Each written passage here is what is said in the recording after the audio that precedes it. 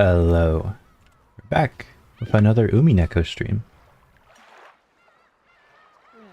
Man, so I checked Steam. We played this for 3.6 hours, apparently, and we just got to the house. So, the game's pacing is horrendous. I hear it gets really good past the slow beginning. I think... So I've played Persona games, and they usually have, like, really slow intros, too, that are, like, 2 hours. And that feels long. This was almost 4 hours. Might be because we were talking, narrating the whole Ow. time. That was fine. Now it's the game's fault we're doing that. That's true. I think my audio is better, hopefully. I try to improve your audio too. Because hopefully it will make you not too loud, but also make you louder when you're quiet. So that's what I'm hoping for. Let me just double check. I played like games like Subahibi, Lamento Beyond the Void. What's that BL game called? Shingaku. And Ninjago? no, Shingaku. I've also played Sayonara, Hoshiyate, and other games like that. And I've never found a game with a longer intro. It's so funny that I didn't even tell you about the repeating dialogue thing and that you just picked it up automatically. Because that's like the biggest problem with the game's intro. Yeah, no, I was like sitting there and I was like, why do I feel like Jin's has already said this like 5 times? It's because you did. And it doesn't help that like sometimes I'll reread the same dialogue because kind of like Yeah, I don't know why it that. flashes the dialogue box, but it's not a new box. It's just the same box continuing. It's like a little confusing. I don't know if it's the mod or like Maybe.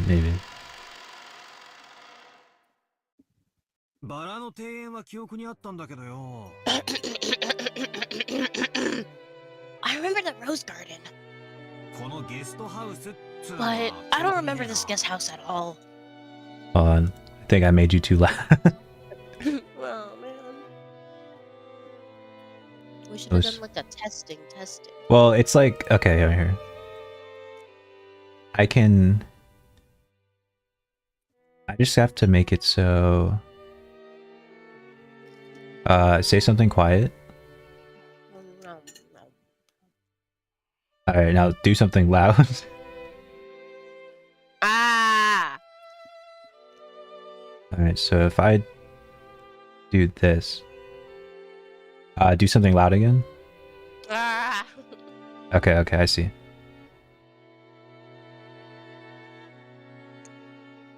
Alright, now...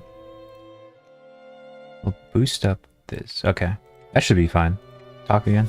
Read your line. I remember the Rose Garden. But I don't remember this guest house at all. Okay, let me turn you up. I'm trying to like make it so that your quiet voice gets picked up and that your loud voice gets quieter. Oh, it's because I didn't turn that on. Wait, no, that was for me. Whoops, I made myself loud. Alright. The next.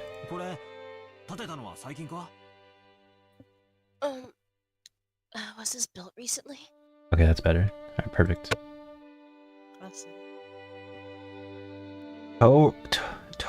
Ryan Visitor's Retreat was written on the gatepost-like thing, but since everyone called it the guest house, I followed their lead. The brand new Western-styled guest house, which stood overlooking the roses, had a magnificent design carefully done in harmony with the garden. Correct. It was built the year before last. Ever since then, they've had a sleepover there. This place is more fun than that junky old mansion you knew. I wish my room was over there. What up? I want a room here too!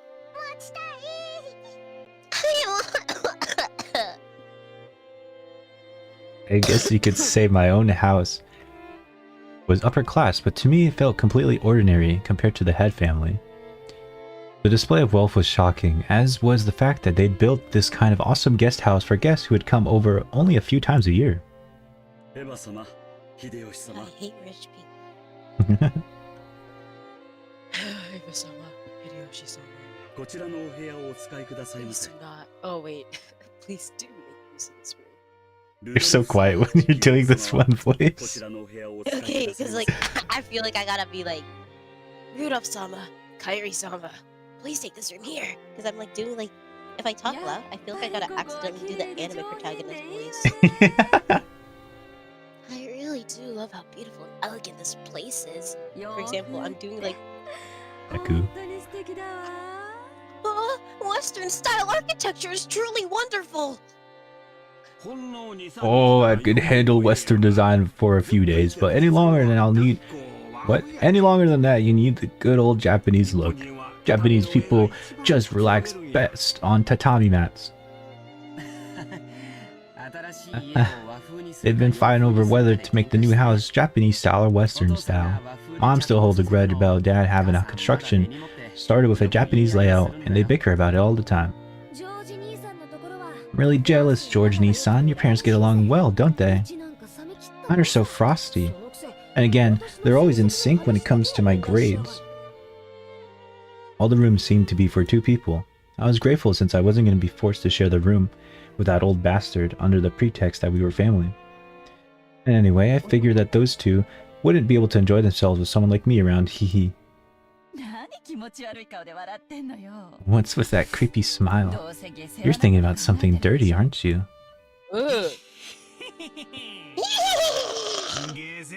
Something dirty? Of course not. I think my food's here. Good thing this is not a game. Please enjoy your stay. Is this real? What? I thought that was her tits making a noise. Boing. I don't why they like emphasize her titties so much in her sprite because like her tie is clipped to like go directly underneath the boob, which is like very weird to me. I don't know why. Once again, Dad pulled my ears from behind. Cut the crap. I'm getting a stomachache and I'm not in the mood for this. You're the guest of honor this time around. So play nice as possible with Dad and Aniki and the rest. Dad, Aniki and the rest. Dad and Aniki and the rest. At the very least, be careful what you say in front of Dad. Got it? Because wisecracks don't go too well with him. Jessica-chan, what's the head's mood been like lately? Same as last year, I guess. Considering they say he's got 3 months left to live, he's as lively, grumpy, and irritable as ever. Why did it pause there? Meaning this year he's in his usual bad mood. And as usual, the only one who's able to look after him is Genji-san. It seems that Master will open his heart to no one else. Lately, us small people have not been granted an audience with him. He shut himself up in the study again, probably doing nothing but that weird black magic of his. What he does for a hobby is his own damn business, but when he starts stinking up the house, it really gets on my nerves. Wish he'd never come out of that study again. Hehe. Bro, doing? He's fucking smoking hard. Oh, my food's here. Here, man, let me just grab it real quick. I'm gonna meow, meow.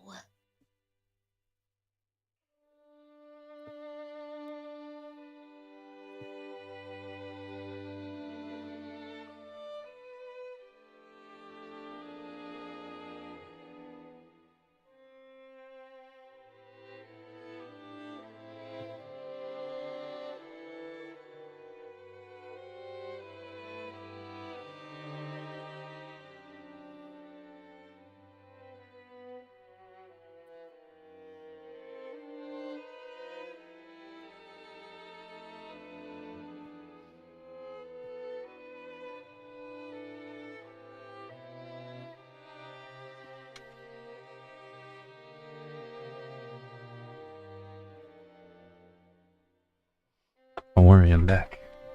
Welcome back. I don't know why, I just turned off my lights and then I realized I have food. So like... How am I supposed to see my food? You don't need to see her. You just have to see Umineko. Real. Let me put my textbook away while I eat. You shouldn't talk like that about the elderly. We're all indebted to him. Since he rebuilt the Ushiromiya family, we should be more grateful. Well... Sorry, I guess. After being rebuked by George Aniki, Jessica had no choice but to take back her thoughtless remark. The family was wealthy beyond belief, but of course that meant that all of its members were a bit strange and completely out of touch with the world at large, because they're rich. Yeah, duh. I hate rich people. And on top of the chain, while I... Russell. On top of the chain, what are you eating? Burger. What burger? Our grandfather seemed especially strange. This guy's a little peculiar. What burger? Looks like a burger with cheese and... What brand? Way back. I think this might be a New England thing. Where's my fucking sauce? I don't think I ordered it. Where's my fucking sauce? It's okay. Sauce is overrated anyways. Dad said he was getting a stomachache earlier. I just will finish up your Vtuber model. Well, while reading. There's just so much time on hand. I imagine that reflecting the honest feeling... Dad said he was getting a stomachache earlier, and I imagine that reflected the honest feelings of the adults here today. No doubt they were jealous of the grandchildren who could just play along and laugh without care. In the stories Dad told us, the family head was a violent man who ruled with his fists, beating his children, even his daughters, mercilessly with a wooden sword. He was so strict and uptight about that. Why couldn't he have been a little bit more conservative with the kids' names? Isn't that even us grandkids had to suffer? Imagine being called Rudolph. Yeah, I'd actually be so sad. I mean, Jessica's not that bad of a name. I think the kanji's kind of weird though, but they're rich, so like everyone would excuse it. That means they talk to other rich people. Okay. And I don't care. They're rich. They don't really deserve any sympathy. How my name... Like, I would be rich in order to have the payoff of, like, having my name be weird. I mean, that's what Elon Musk is doing. His kids have the stupidest name, but at least they're rich. Yeah. He played Umineko. He's gonna... maybe he'll realize how freaking weird he is. He'll never realize it. Is that too controversial to say? No, he's weird. I hate him. I don't remember meeting him very often, but I think I recall him looking extremely grumpy all the time, always making people cower with the sharp gaze of his. I remember that the room's atmosphere got so tense whenever he was around you couldn't even breathe. What my dad said about me being the guest of honor now carries a little bit more oomph for me. Oomphy. Oomph-chan.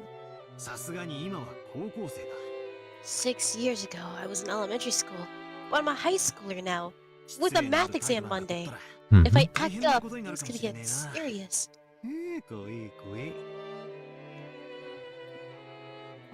Scary. Oh, he does look frightening, but he's not so terrifying that you need to tense up like that.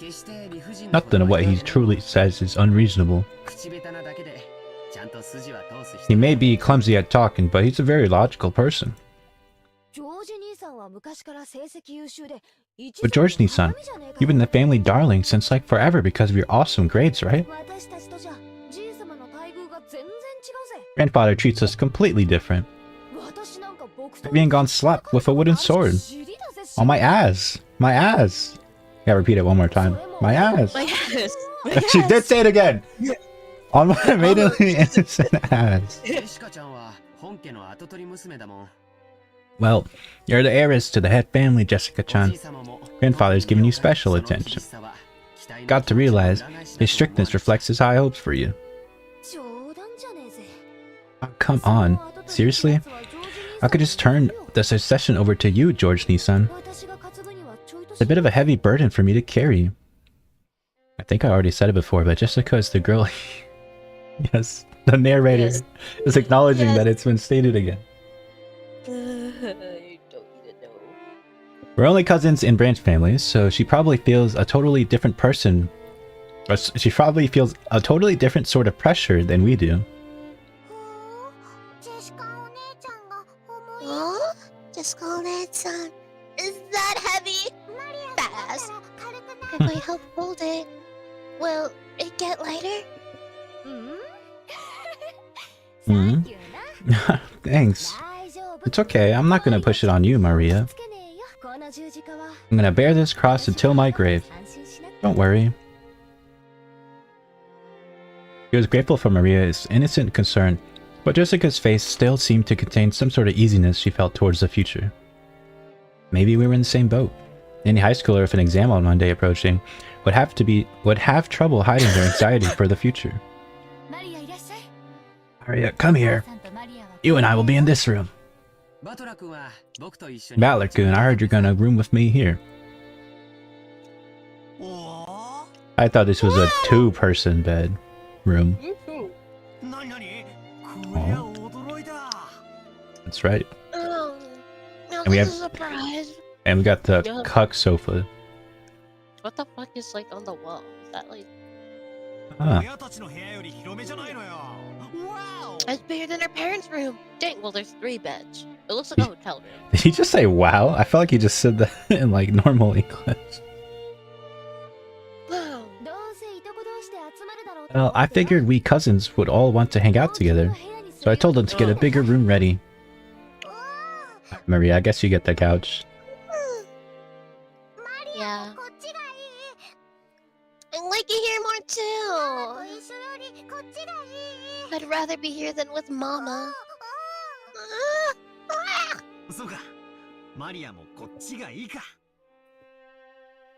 She's probably getting abused. Yeah, I just remembered this scene. Oh, you like it better here too, Maria? You know, if there's a child in an anime, and she's like annoying at first, or she has like weird omnipotent like abilities, she's gonna end up either being abused and then like doing some dark omnipotent shit in the later. I'm calling it right here, by the way. You owe me $20 if this. What? Why do I owe you money? Yeah. Oh. I need. You owe me $20 if I. if she ends up being like a completely healthy, normal little girl, which this is like if this is like going to go the same route as Higurashi did, she's gonna be the most fucked up out of all of them. Oh, in Higurashi, they were all kids. Yeah, but like they had like 2 young ones. Oh, I don't know. You're the blue-haired girl and the yellow-haired girl. But yeah. This is George room in my mom. Oh, give me a special place. Better keep it from your mom. It's a secret. Aunt Rosa was right behind us, and Maria still answered, striking the air with her fist clenched tight. After setting down their luggage in their rooms, our parents had gathered around in the corridor. Oi, Gakidomo! What are your bets planning to do? Are you guys just gonna stand here and chat? Well, yeah. And what else do we gotta do here? The game hasn't told us anything. Why are we here? We're just here to visit, right? It seemed they were heading to the mansion to announce their arrival. Normally they would make us follow and greet everybody together. But if that had been the case, Dad would have just told us to come, and that'd be the end of it. And it's okay if we don't want to, so what'll we do? Well, It's gonna be lunchtime before long anyways. Better let the kids unwind here. His voice is just all over the place. Oh, besides, if worse comes to worse, that might be their last chance to play outside.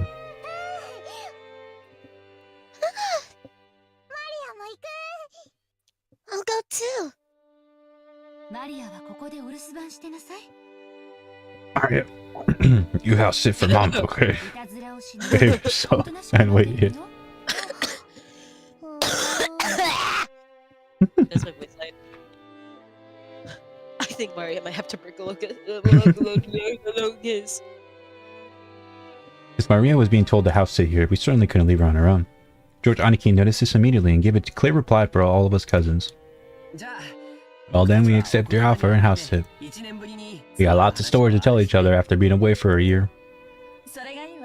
And that sounds wonderful. And Battler-kun has 6 years worth of stories to tell, doesn't he?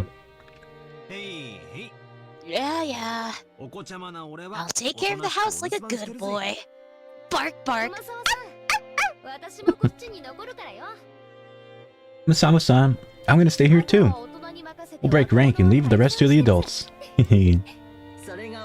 Oh, perhaps that would be best. Oh, ho, ho, ho. I'll report to the madam.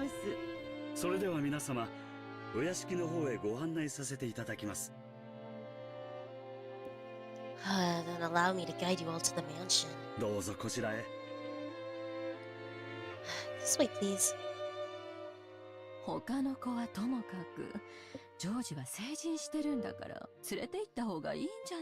does her... I'm making... She sounds like she's trying to fuck me. Yeah, no, I feel like every time she's like moaning with each word because she's like, you know, like the stereotype of like those anime ladies who want to dom you all the time. Yeah, that's this woman, but like it's like making me uncomfortable because she's like, oh, stop moaning with each like pronunciation of each thing. Also, I'm drawing your scales right now, and low-key the arm one looks like corn. Oh. It looks like a big lump of nuts. It has the juice. Oh, okay. The other children are one thing, but George is getting to be an adult. Wouldn't it be better if he came with us? If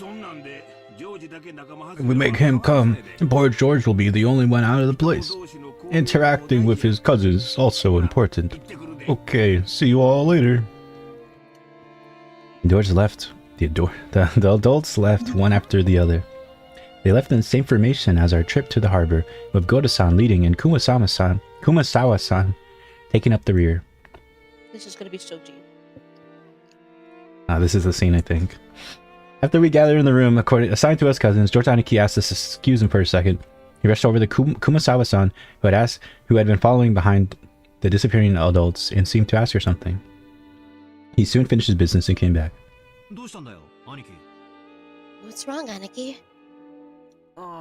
It's nothing. I just wanted to ask her something.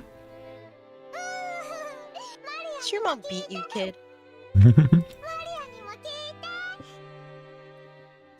Tell me too!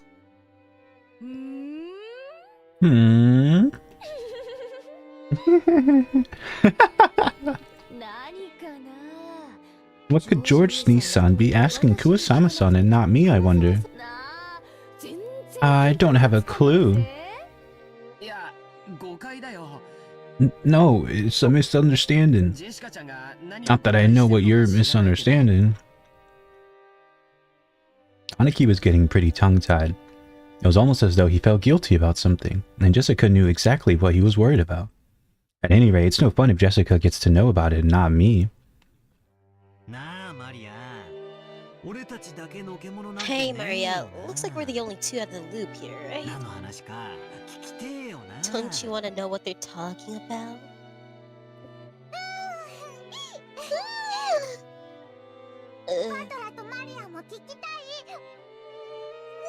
We want to know too! We want to know too!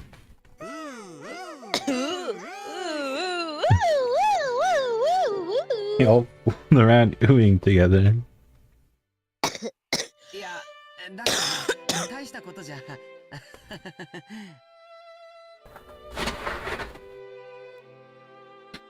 Oh no, I'm telling you, it's no big deal.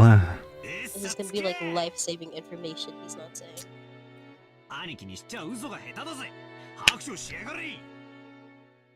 You're lying, Bachelor. Liar! I'm surprised that you tell such a terrible lie, Aniki.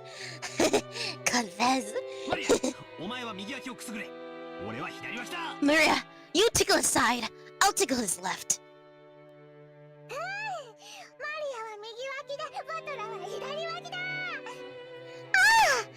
I've got his left straight. Fuck. I've got his right side. Violet, got his left side. You know, if Maria's supposed to be slow and she repeats stuff, does that mean the game thinks we're dumb too? Repeating everything for us. Does the game think we're like Maria and also like have comprehension skills of like us? This is actually a kid's game. Or a kid's story. Yeah, by the way. This is for those kids who don't understand like basic English. I'll do at the end. It's so important. Oh, wait a sec. Wait, you two. How do you laugh in Southern accent? This is goofy.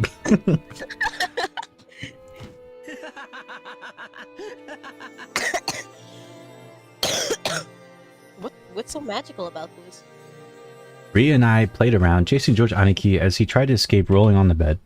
I realize high schoolers aren't supposed to bounce around like kittens, but I still miss this kind of fun.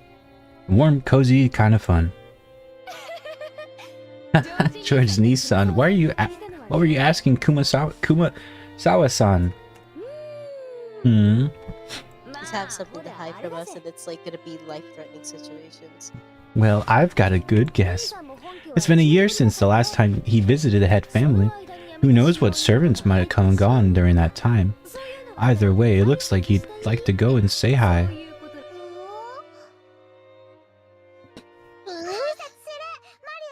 Say hi! I want to say hi too!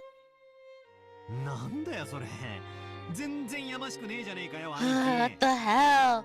That's nothing to feel bad about, Aniki. Unless you were fucking one of the maids. I'm not buying it.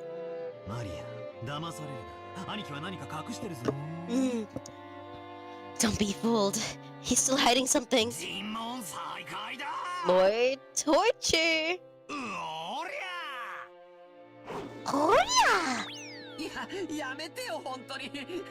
Stop it, seriously. Maria-chan, you too, stop it already.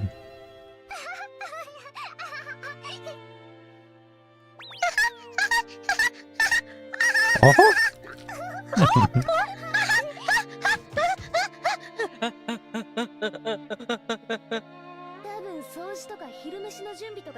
Probably busy cleaning and getting lunch ready. Don't worry, she'll drop by to say hi sooner or later. Now, I bet you'd rather had welcomed in by Shannon instead of that nosy Goda. Who's Goda? It's the butler dude. Oh. Shannon?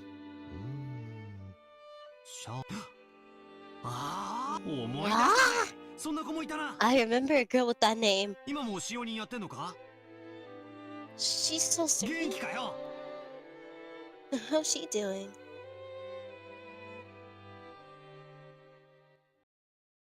No? And we never found out. We never found out of all the things they cut out that part.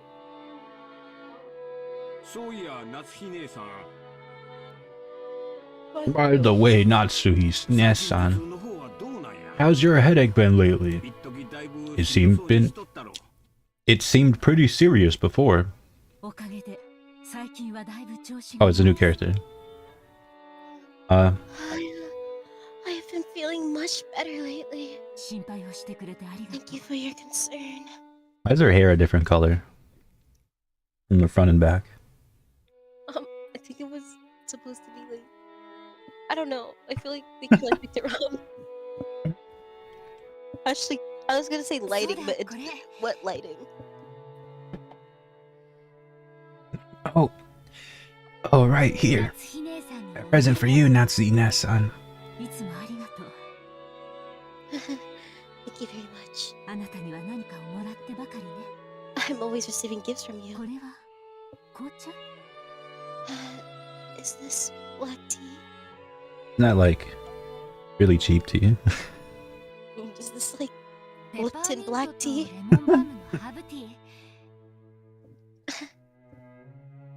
Oh. It's herb tea with peppermint and lemon balm. It's good for your throat. And from a well-known store, it's supposedly to be good for headaches. I thought it might help you too. It's Lipton. Rosa was always a conscientious woman. Stop using that word, it's really hard to pronounce. Probably because she was the youngest of 4 and much younger than the other 3. Conscientious. She managed to grow up without gaining the venomous nature of her siblings. Her kind words got Natsuhi to soften her expression for just a moment. It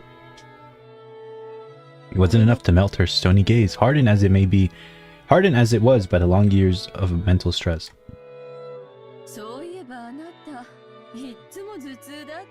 Come to think of it, you're always complaining about those headaches. Pull yourself together. Jessica-chan has her exams this year, right? There's gonna be a turning point in her life. Will she really be able to rely on you as a mother if you say that? God, you're kind of a bitch. Besides, Natsuhine-san, you're 3 years younger than me. You should get your acts together. I apologize. I've had a tendency for headaches all my life.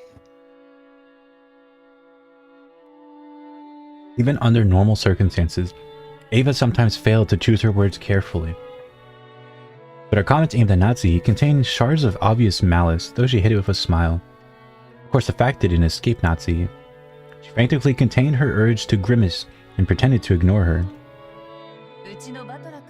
Our Battler-kun will have his exams this year too. Rudolph-san, shouldn't you be a little concerned as well? For the sake of your own son, you'd better get serious to the point of having headaches like Natsuhi-san. I'll say anything if he automatically rebels. Should I say the opposite? Say that's okay for him to mess around? That's probably the only way I can get him to listen to me.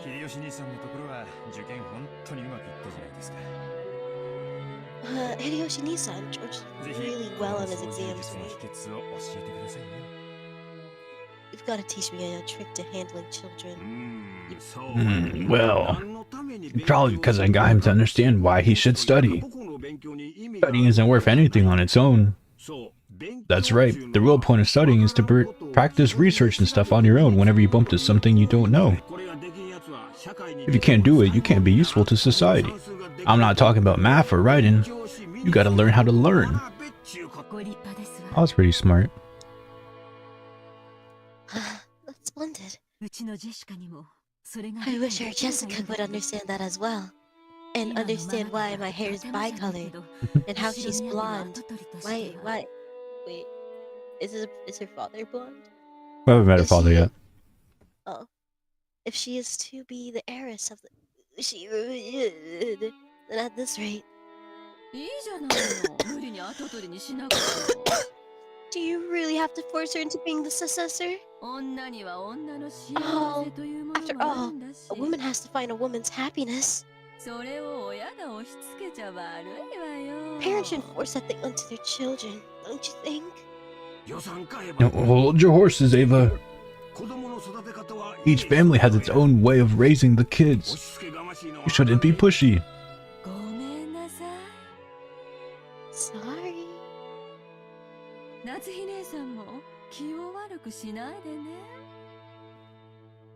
Natsuhine-san, don't take it the wrong way. I think she took it the wrong way.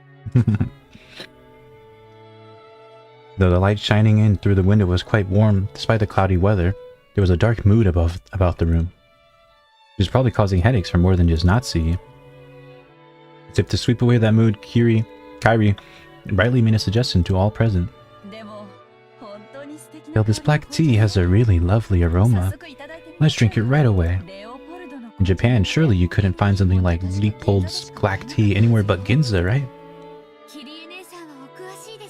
It seems you know a lot about it, Kairi.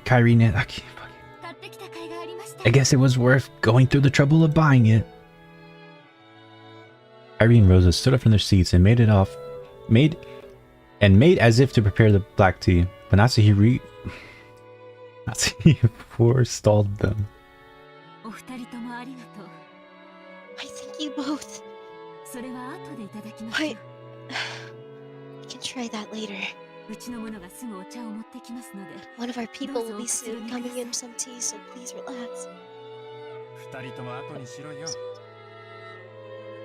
Leave it for later. Let's enjoy our welcome drink. I hope it's not drugged. Oh. Rudolph gave a subtle signal with his eyes for them to sit down again. I hope it's Kairi and Rosa understood instantly and obediently returned to their seats. The initial greeting of the... Yeah? I hope it's not drugged. Was that drugged? Hey, I hope it's not drugged. We're gonna miss our fucking boat home for Monday. I had an exam too. The initial greeting of the guests was complete, so it was time for them to be served some tea. It was embarrassing for the host that the tea was late, especially now that the guests were talking about making teas themselves. Natsuhi bit her lower lip, frustrated by the ineptitude of the servants who were late bringing in the tea. Seeing her face, Ava immediately started to giggle. God, Ava, you're a witch. Of course, Shannon had no way of knowing that this was taking place in the parlor. She came pushing a cart piled with teacups. For no apparent reason, Natsuhi gave her a pained look, and Shannon couldn't help but flinch without knowing what she had done wrong. Let's look at our characters, see what we got left. Okay, well, we still haven't updated all of these. Okay, I'll vote Shannon. I'll voice, holy fuck. I'll voice Shannon. The problem, I don't even remember who these other people are. Let me save. Oh. Excuse me. Your tea is ready. How's that? How's my girl voice? Your girl voice 2.0. Awesome. I like that sound effect. Oh, Shannon, Sean. That sound effect, I think, is like a preset or something. I swear to God, Heard a lot of it. I feel like I've heard it too. I feel like it's in a little bunch of visual novels. Like, I think I've heard it in Lamento's, like, screen too. Oh, Shannon, Sean, it's been a while.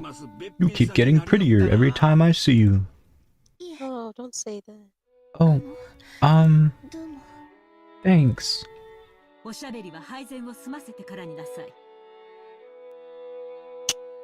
Save the chatting for after you've set the table. The tea will get cold. I apologize, madam. He apologized like a small frightened animal, bumped against the serving cart, and made a jarring racket as she dropped several teaspoons. Her clumsiness made Natsuhi's expression turn even darker, which made Shannon quail even more.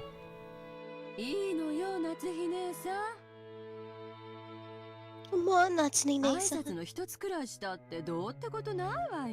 There's nothing wrong with exchanging a few words of greeting. The tea must be plenty cold already, considering how long we've been kept waiting. Oh god, I hate rich people. There's no need to worry. It's not cold yet.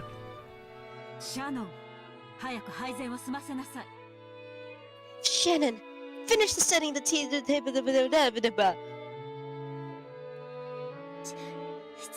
I'm sorry, madam. Natsuhi's irritation was obvious by now. The ineptitude that delayed the tea and clumsiness of the servant. Everything pointed to the incompetence of Natsuhi's everyday leadership, making her lose face. as the person in charge of the Ushiromiya head family's kitchen, allowing that clumsiness to be exposed, today of all days, was surely nothing less than total humiliation. But don't you guys see each other like every... Well, no, this is their yearly visit. Yeah, like every year. And also, Today's like, a big day. Isn't she like 16 or something, like young? Maid? Yeah. Yeah.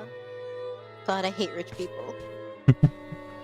My child enslaved me. Child labor, I meant to say.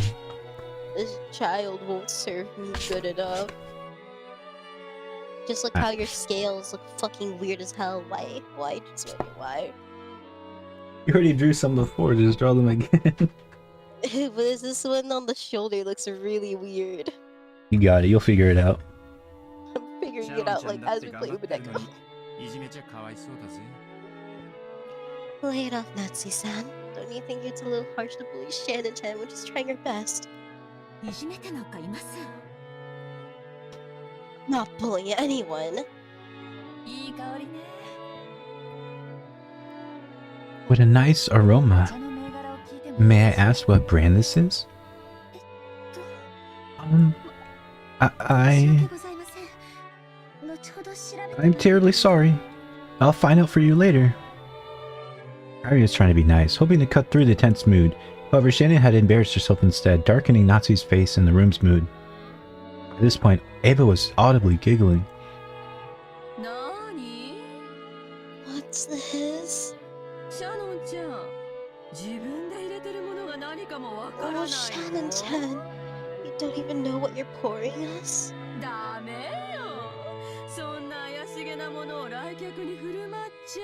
God, shut up. I feel like that type of voice is like only done in anime. Like, I can't imagine somebody talking like that in English. Oh, it's just like the constant moaning and groaning. It's like... I can't think of an English equivalent to that.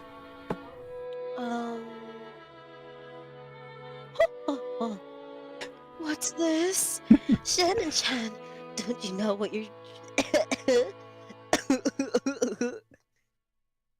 You know? I'm trying to think of it. I can't think of equivalent. See? I'm right. Doesn't exist. The best thing I think is like Kafka from like... Cause like she has like the... It's like the teasing type of like adult woman voice. Wait, it's the fucking the mommy voice that fucking people do. Yeah, the mommy voice. I hate that so much. But this is like a more smug version. Mommy voice is like seductive.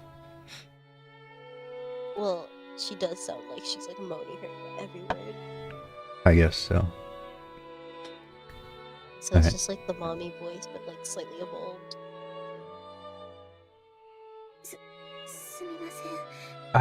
I'm sorry. I'll go get one immediately.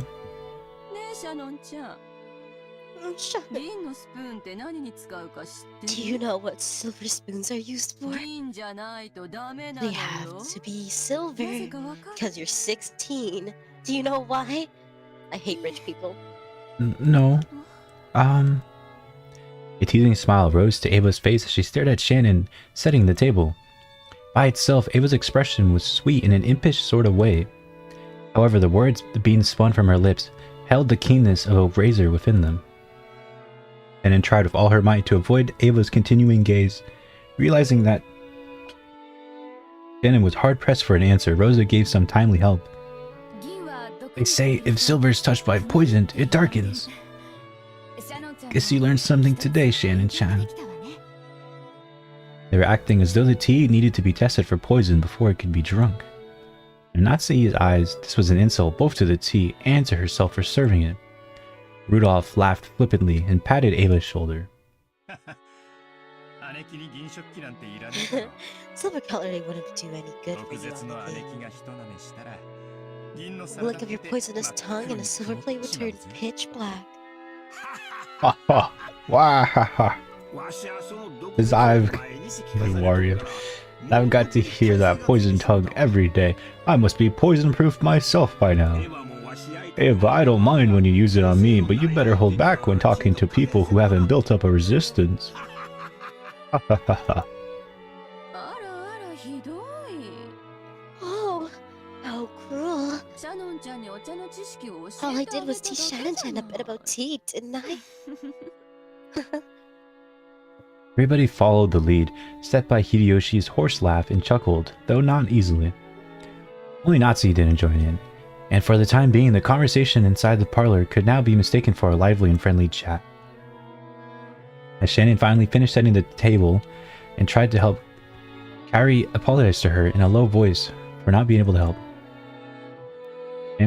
Shannon gave a light bow and made a hasty retreat. She cast her eyes downwards as she pushed the cart down the corridor. Anyone seeing the pitiful way she looked might have easily concluded she'd been bullied in some way. Don't be sad. You didn't do anything wrong, Nei-san. You are watching? That is my role.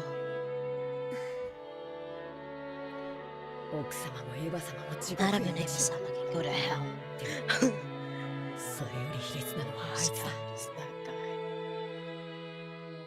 Shannon glared hatefully in the opposite direction of the parlor.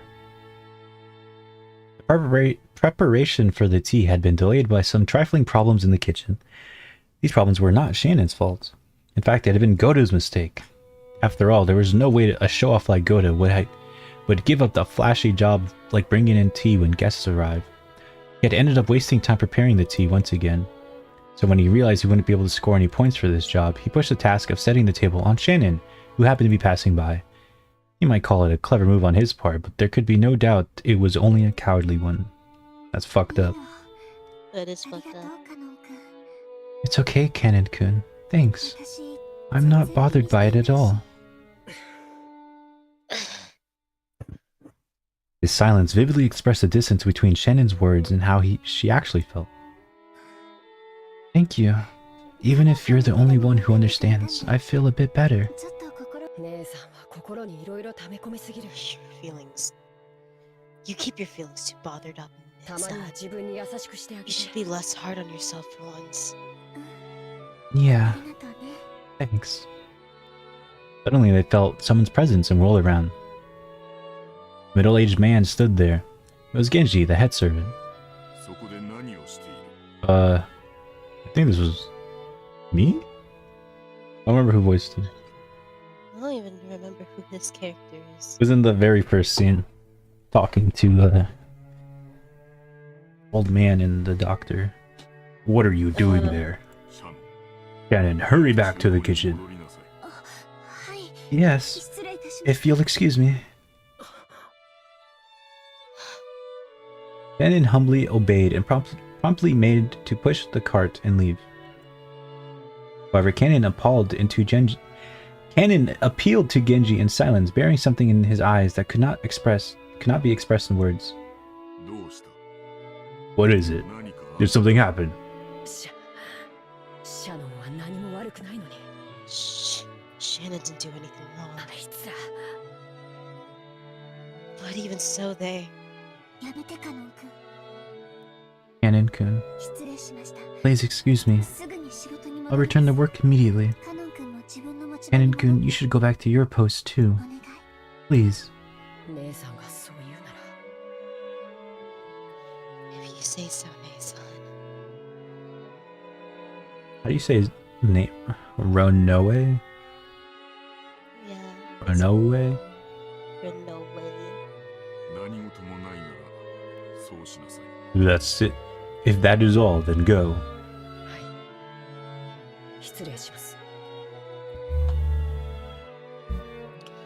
Ow.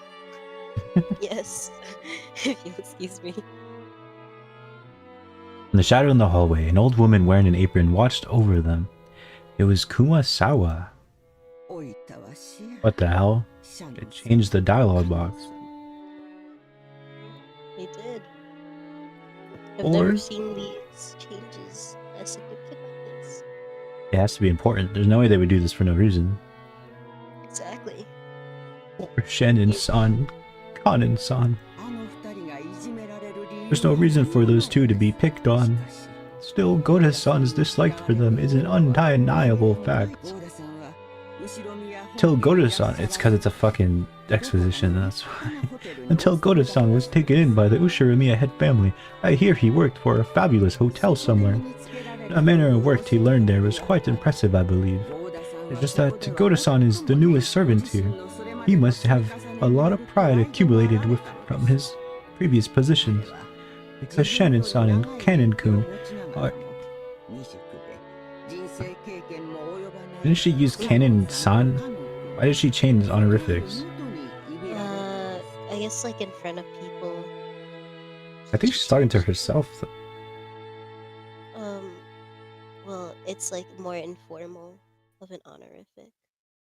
Are his seniors here at the mansion, and yet are inexperienced and have gone through much less in life than he has. He picks at them every chance he gets. And also, sad as it may be, they are disliked by Madame Natsuhi too. Of course, if we're talking about experience, the Madam has been in the family much longer, and yet this is one point where I cannot help but sympathize with the Madam as well. Really, the master is a man of many sins on his conscience. Why didn't he realize that such a trifling whim of his would give the Madam such an inferiority complex? Of course, on the inside, even the Madam is fully aware that those two don't deserve to be treated so harshly. However, the heart has reasons for that reason knows not. Ah, I feel so sorry for them. I can't do anything but watch over them from the shadows.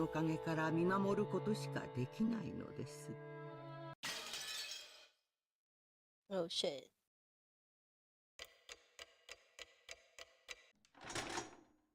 Fast forward to midnight or noon, one of the two. Fast forward. I hope we're still in the house. No? Oh.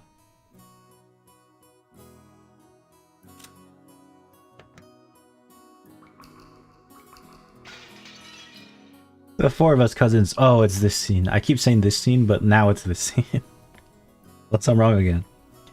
The four of us cousins were enjoying our story, just shooting the breeze. Shooting the breeze? Anyway, there were both girls and guys here. Plus we had people over a wide spread of ages, adult, high school, and elementary school. Even if we just talked about our own lives, the other three kept listening attentively.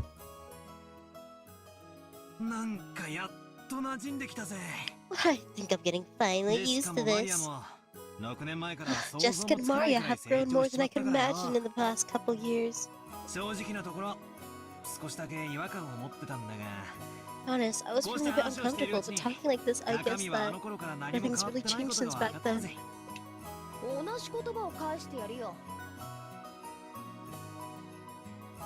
I agree. You haven't changed a bit, even after 6 years. Even though your body is gout and gigantic, you're still a kid inside.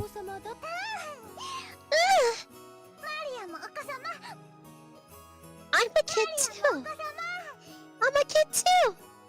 I'm gonna just repeat it twice without even like thinking about it. Well, even if you haven't gone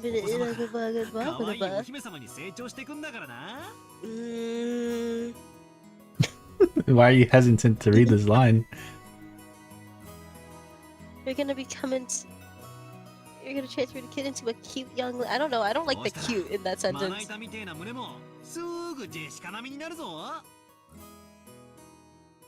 Yeah, see, this is why I was... This is why I was suspicious. I knew, like, the cute was a bit weird, but you know what's weirder? The fact that... This... Uh-huh. She's 9. Ah! She's 9! Jessica, beat the shit out of him. No!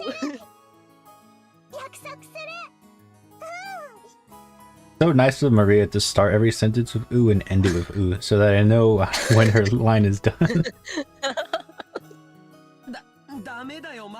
No, Maria-chan, you can't make that kind of promise. That's bad, bad, bad, bad. I promised I'll let him touch him. I keep my promises. Always keep them. What creep put this in? What? It's a... She's 9! Hey, stop trying to change the subject by making it sound pretty. Maria, that promise never happened. Never.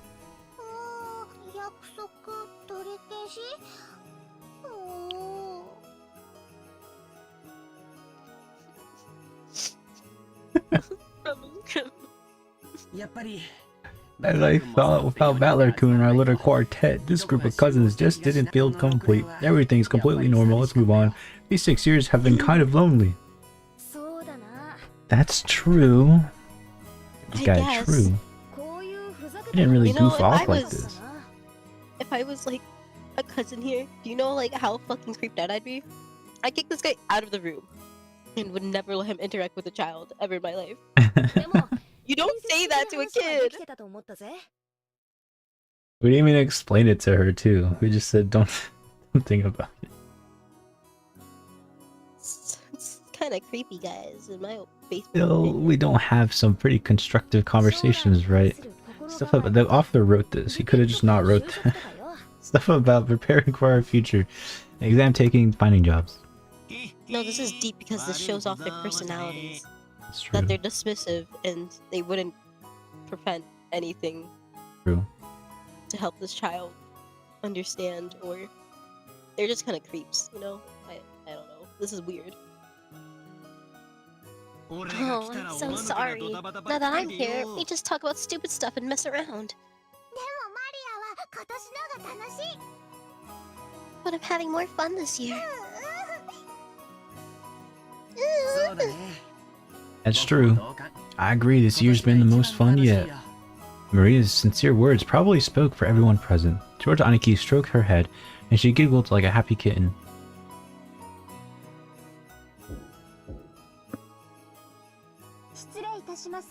Pardon me. Your meal is ready.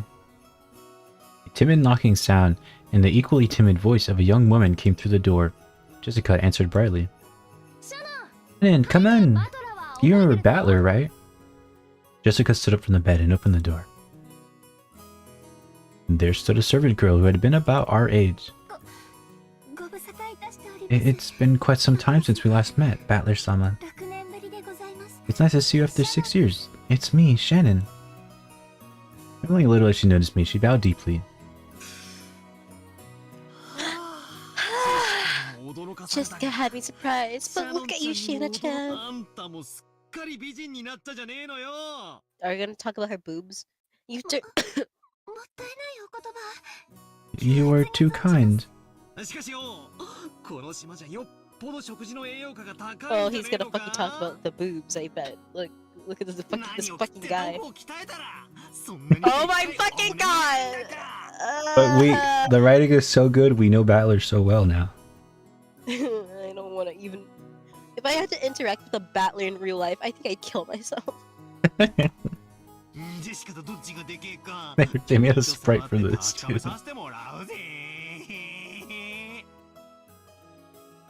This is such deep writing, guys. I'm waiting to the actual deep writing to exist, cause like I hate Battler. I hate Battler right now. We're almost there. With both hands poised and saliva dribbling from my mouth, I closed in. For the sake of justice and my personal honor, I'd like to point out that I don't suffer from a strange disease that makes my lymph nodes itch until I scratch my neck open, which can only be prevented by fondling breasts. This is just a Battler-style method of communication. If I slowly close in on her like this, the odds are 8 or 9 out of 10 that I get slapped or clobbered, right? I can use this Battler-sama original technique to spark a gag like that and break the ice. See, I'm a nice guy. I'm not really gonna do it.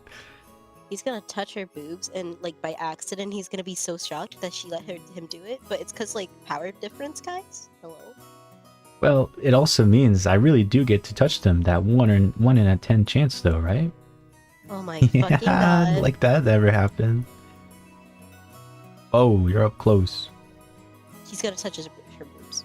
At that point, my hands were less than a centimeter away from her boobs, but the counter-strike had yet to come. She blushed and lowered her head in embarrassment when she realized what was going to happen. And she just stood there with both her hands pointedly joined in front of her, not even trying to resist or cover her chest. Hey, I wasn't planning on this. Please tell me right now or I'm seriously gonna... Which is why I was glad that Jessica chose that time to drive her elbow to the back of my head.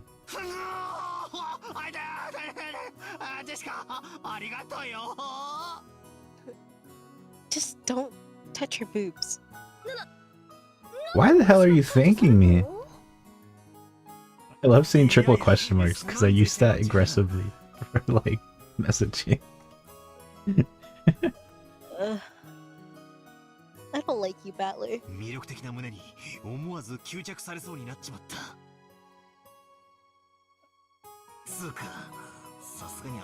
Remember how like at the beginning of this like visual novel, people were like, how have you, you really would attract the ladies. I can see why. He's probably like so tall, Battler. You're 5'11". So you should attract the ladies, but like his fucky personality is the reason why he doesn't have a girlfriend.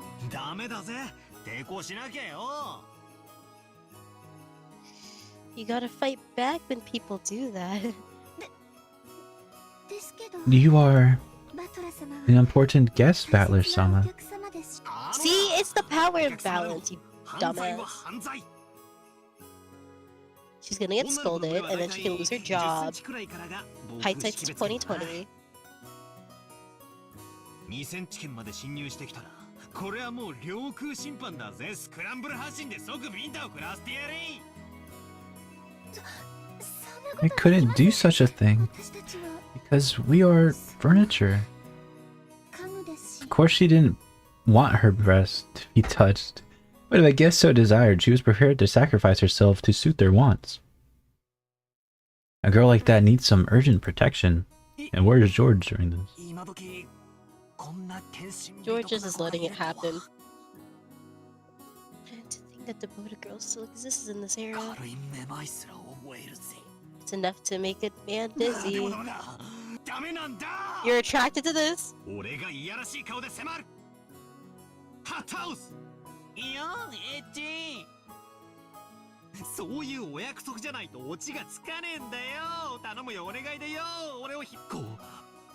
She's not devoted, she's a servant.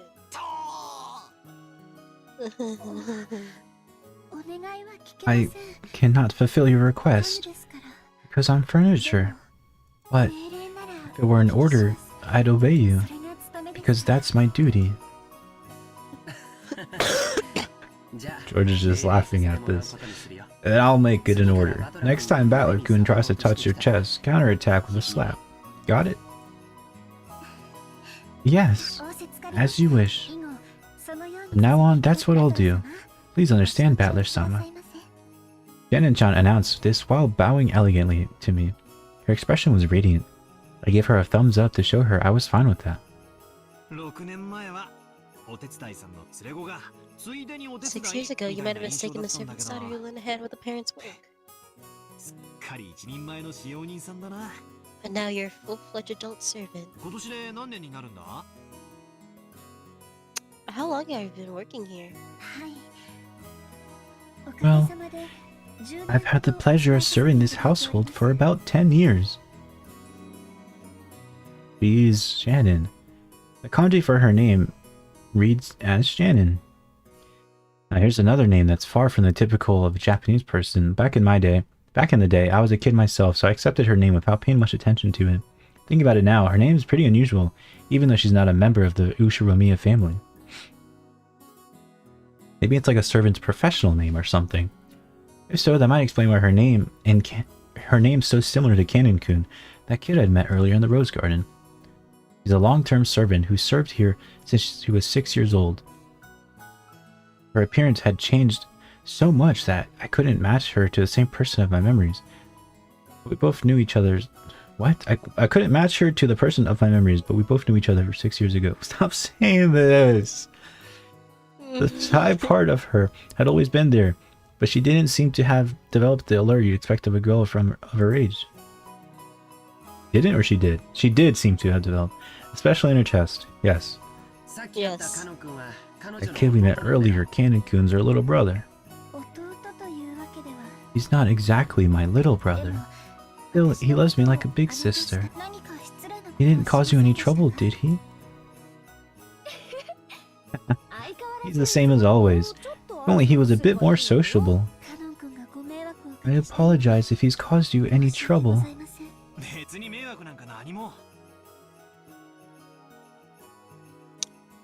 No, he did not cause any trouble.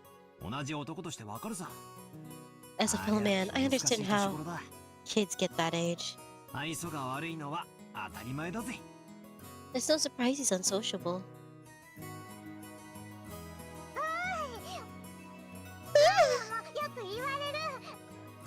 I get called unsociable.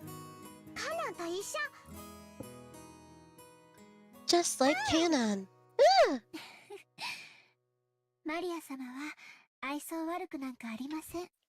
You are unsociable. Hey, I've read it. I'm sorry. You aren't unsociable at all, Maria-sama.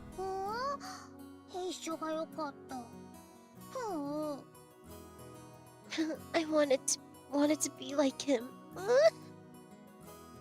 You said the meal was ready, right? That was like 10 minutes ago.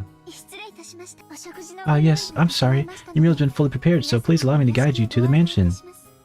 Kanan bowed again formally and returned to her duty mode.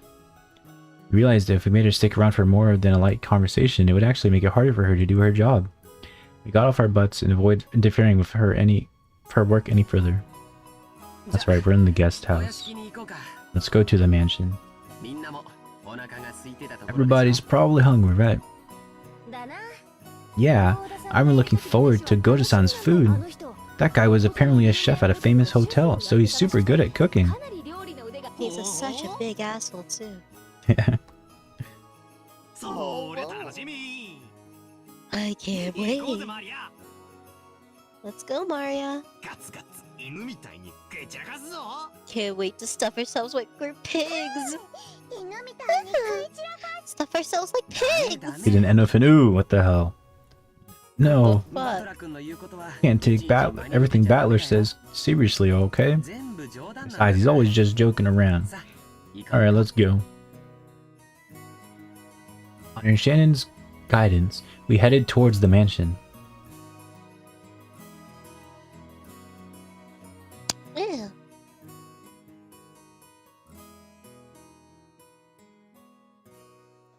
Met once again by the magnificent Rose Garden, we continued onward as the intimidating mansion of the Ushiromiya Het family came into view. It had apparently been built shortly after the war, so you could feel the dignity of almost a half-century hanging about it. The building was gorgeous, but old as it was, equipment such as its AC and heating were apparently quite frail.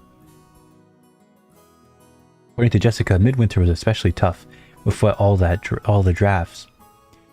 Haven't these people heard about Kotatsu? Yeah, aren't these people Japanese?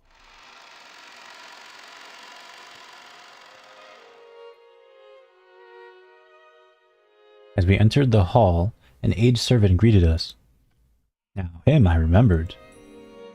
Genji-san, who had been working here longer than anyone else, filled the role as head servant.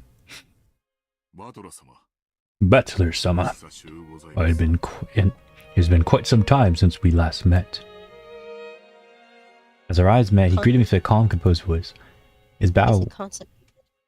He's what? Thought it was constipated voice for a couple of minutes. Why is his shirt like that? Like what?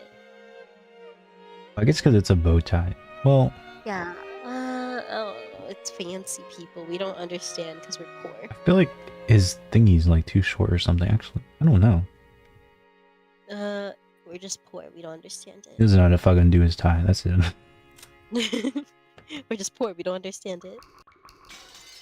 Wait. We have more filled in.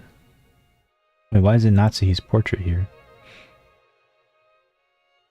Moments. When we get them all, we'll take a look at it. She's not an important character, maybe. Despite its simplicity, it communicated his feelings very well. Ah, Kenji-san, it really has been a while. Thank you. I have been quite well. In Battler Sama, you have become a splendid young man. You are beginning to resemble the master in his youth. I look like grandfather? I mean, he was pretty popular with the ladies when he was younger. From here on, I shall take Shannon's place and accompany you. Please come this way. Shin and Chan bowed deeply and watched us leave.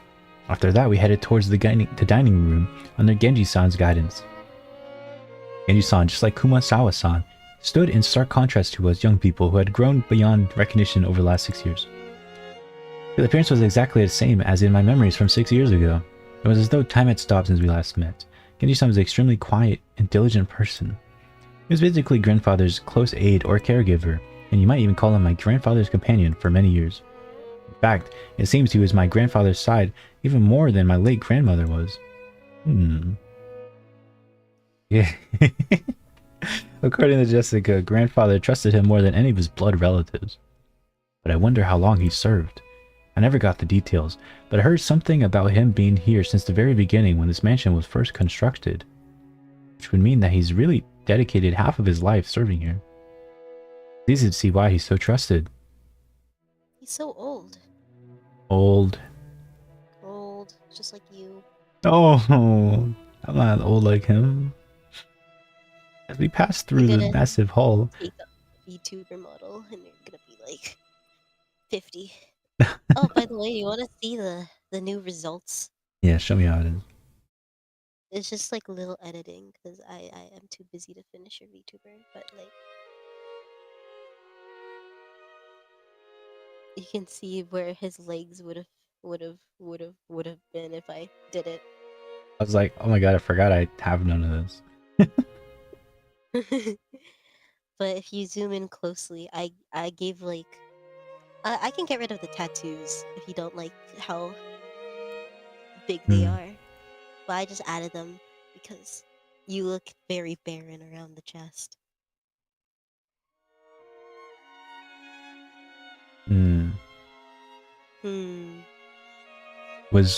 Did you change the color of the scales? No. Does it look different on my screen? On my model, I mean, my current model. I don't know. Wait, let me pull up the PNG. I don't know if the colors are slightly different because I did part of it on a different program. I think they are different. Oh, the colors are different. I just checked out the other one. I did scales on the other one. You did like one. I didn't know that. And you're a totally different color too. What the fuck? When did this happen? Well, okay, well, tell me if you like the tattoo or not. I'll get rid of it if you don't like it. I feel like the head needs to be visible somewhere, because otherwise people wouldn't know what it is, maybe? Oh, the head is like very small. Oh, I see it up there. It's very small because I didn't have space. It's okay. He'll be naked for now. I feel like it's a little confusing. Okay. You can be naked. And when I'm naked, it shows off my neck and collarbone. And other bones, which I think people like bones, right? Maybe. I'll get rid of the neck tattoo. Maybe an arm tattoo, though. You like the arm tattoo? May have something there. Alright. Maybe more fishnet or scale. But yeah, I like the scale color from before. Well, that's probably because the thing is a different color for some reason. Back to... Get back to Umineko. I forgot I totally had like a separate VTuber model for you. Well, at least you didn't do too much. It's It's enough for me to look at it and sigh. As we passed through the massive hall that extended up until the second story of the mansion with no separating floor, I spotted something that hadn't existed in my memory 6 years ago. Why do we just have to keep preferencing it? Like, fucking 6 years ago, 6 years ago. 6 years ago this, 6 years ago that. I got an ad on the programs. Oh, it's Beatrice.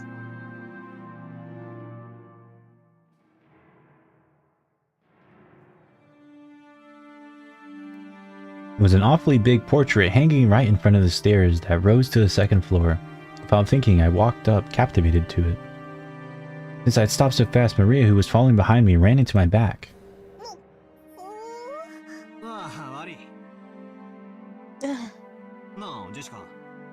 Hey, Jessica.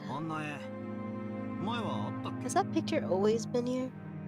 I pointed at the big, prominently displayed portrait in the hall. Everyone else stopped too. Oh, right. When you last came here, that hadn't been hung up, had it? When was it again? Well, if my memory doesn't fail me, it was put on display sometime around the year before last. You are correct, sir. In April of the year before last, the master put it on display here, having previously ordered a painter to create it. He got it commissioned. Commissioned? A grandfather did that? So he paid to have it painted for him, huh? The portrait suited this western mansion as that woman in the elegant dress gave off a sense of refinement. Couldn't have guessed her age, but the sharp eyes and strong will she seemed to possess made her look youthful. She seemed somewhat different from the composed middle-aged woman you often see in famous pictures. If she had normal black hair, I might have presumed it was a portrait of a long-deceased grandmother in the prime. However, she had beautiful blonde hair and didn't look Japanese at all.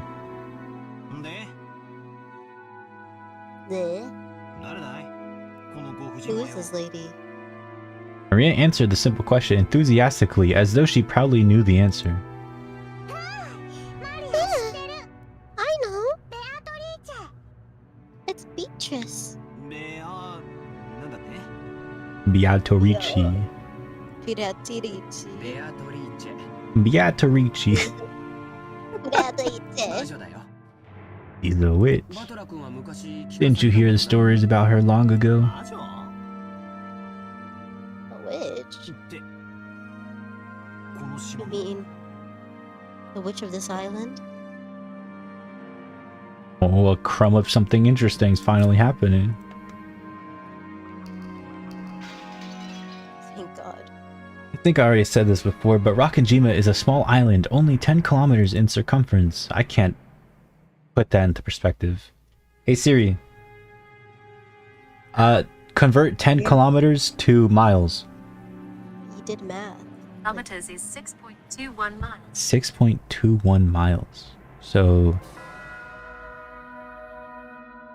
that's pretty small. Yeah, it's a small island. However, that's actually pretty massive, considering that only their Ushiromiya family lives here. So only the harbor and the area around the mansion was set up to be lived in. Beyond that, the island remained as untouched when it was first uninhabited. Yeah, the vast and rich people are exaggerated. Me when I own an island. Me when I own an island. It's not that small, but I own an island. I mean, it's not that big, but it's only us who live here, so it's pretty cool. The vast and empty forest had absolutely no lights, phones, or people passing through. To understand how dangerous that is, you need to forget your common sense as a city dweller. Have you ever been out? Well, I think you've gone hiking before, haven't you? I went hiking once, yeah, and I felt like I was gonna fall into my death because of the big fucking cliff I was doing it on. Well, not cliff, but it was like a mountain. You guys have giant trees there? Yeah, we do. My cousin lives kind of in the woods, and they have massive trees. And her house is like kind of, the driveway is really long, and it goes like up like pretty high, like on a slope. Mhm. So I parked down on the bottom of the slope and I had to walk to my car. If I didn't have my flashlight on, it was pitch black because the trees were so tall. The branches were covering the cloud. It was terrifying. Like Yeah, you could if die. being out in Beaches. nature, like you cannot fucking see anything in a forest if like there's a bunch of trees or it's cloudy. Like it's scary. Yeah. Especially would when like that never- area has wolves and maybe coyotes or bears or anything like that. Yeah, I would never drive in like I never go to a forest like on purpose, like without like knowing there's some sort of like I don't know. I don't like walking alone in the dark in the forest because Yeah, like it's really scary. I feel like I'm gonna freaking die. That would be bad because I'm lovely. Yeah, dying is bad. Dying's bad in my opinion. After all, if you happen to fall down a hole in the depths of the forest and sprain your ankle, no one would come to save you, no matter how much you cried or screamed. Well, that's lovely. Then, once the sun went down, the forest would be wrapped in complete darkness, since there were no streetlights. And since there were no signs, it'd be easy to get lost and confused, losing your sense of direction inside that dark forest. I wonder Nowadays, if this most is- people see a forest as a peaceful place. That's probably how people who get lost, like, and die in a forest, and then when they're found, they're like 2 miles away from civilization. They're like, damn, you were so close. How'd you not find it? Probably because it's pitch black outside. You can't fucking see anything. Bro, I hate the forest, dog. I don't care. I hate the forest. No one can convince me like go to the forest and be like, yeah, Like, this is it's a also real life. psychologically terrifying to just, like, not be able to see. I feel a little, like, blind people, like, exist with this, but it, It's just- like, it's to have that hard. just taken from you is scary as fuck. Yeah. I don't think I can go to the forest. I feel like you have to pay me to go to the forest because I'm like I don't know, something about the forest is just so off-putting. Like Slender I feel Man like collects okay, my look, pages. okay, Yes, but I had a Slender crush Man. on Slender Man. I had a crush on Slender Man. That wouldn't have worked on me. I would have went to the forest actively if Slender Man existed, like when I was like younger. But like I don't know, like I feel like the forest is like nice and lovely, just like when you're looking at it, or like when like you know you like are close by to civilization. Like in games or movies or shows, when people are like, you know, it's getting night soon, we should probably stop for now. Like that shit's serious. You can't just keep walking. You're gonna fall down a Maybe hole. Yeah. I feel like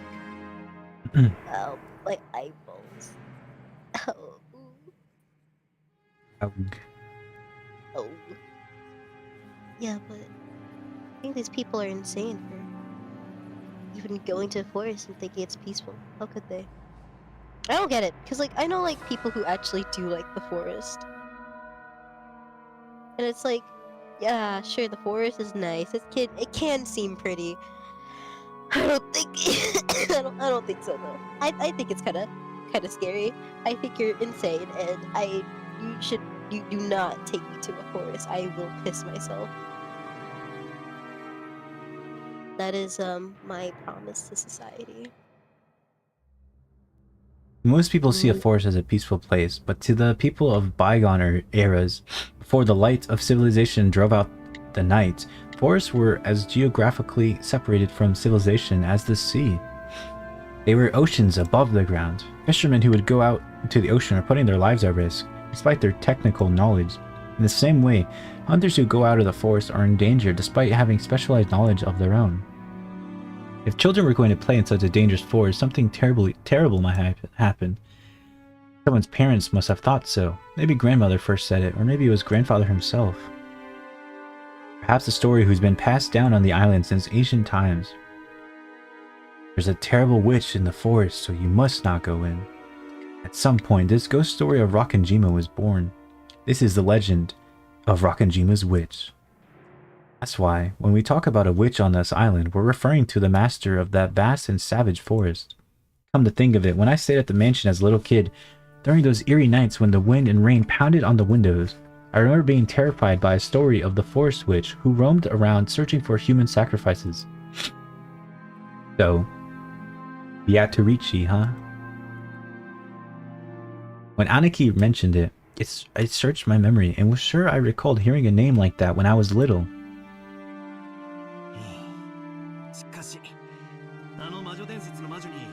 Still, it's I forgot that witch in that legend had an elegant name like Beatrice. So grandfather didn't know how to visit me to make a portrait of me just because we grandchildren didn't believe the story. He's the witch from Grandfather's Delusions. Ever since he had that picture hanged, he's been having a harder and harder time telling the difference between truth and fantasy. She's just a witch that exists in Grandfather's mind, but to him, she's a being that exists on this island. Exists. He says he had that painting made because the rest of us would be incapable of understanding otherwise. The whole thing's creepy as hell. My lady, this portrait is precious to the master. I beg of you, do not say such things in front of him. I know. Even if you don't tell me, I'd never do something like that. Jessica glanced at the portrait with an irritated gaze before turning away. Let's go. We're making everybody wait at the dining room. It's been like 20 minutes. Only a small portion of the island was controlled by the Ushirimiya family. All the lawless remainder was the domain of the witch Beatrice. Might even call her the true ruler of Rockinjima. I felt a revival of that unsettling sense of misfortune, which I had felt when I learned the tutelary god's shrine being struck by lightning. I remember that Kumasawa-san tried to tell an ominous story about Rockinjima before Jessica stopped her. I don't know what she was planning to tell us about the island, but I do know one thing. It isn't the Ushirimiya family that rules Rockinjima. It's the witch, Beatrice. After all, this is the witch's island.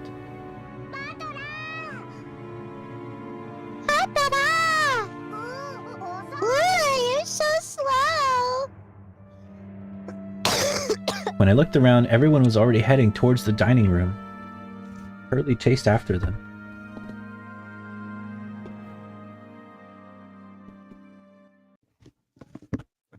We walked up to the huge double doors that led to the dining room.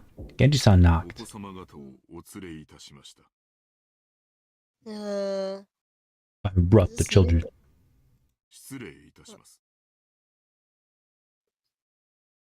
Please pardon the intrusion. The doors were opened, and we were invited inside.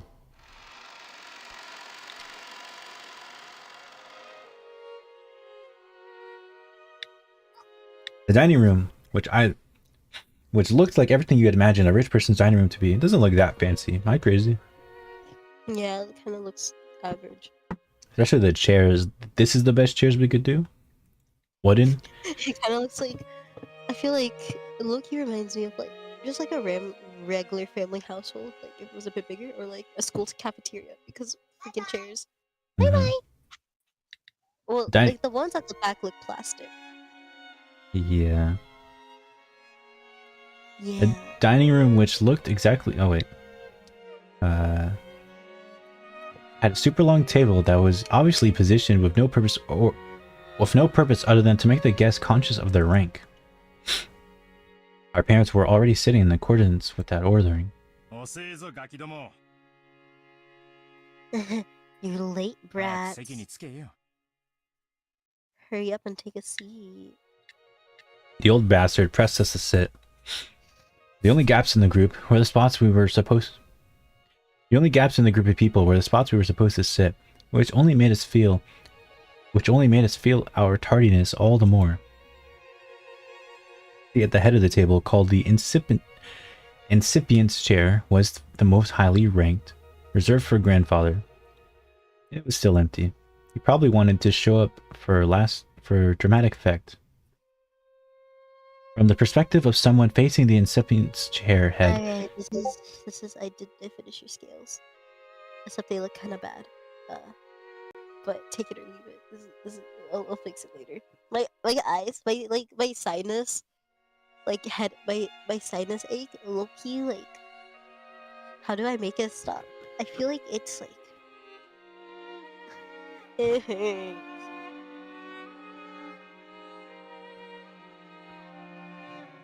I was like, why is there so many?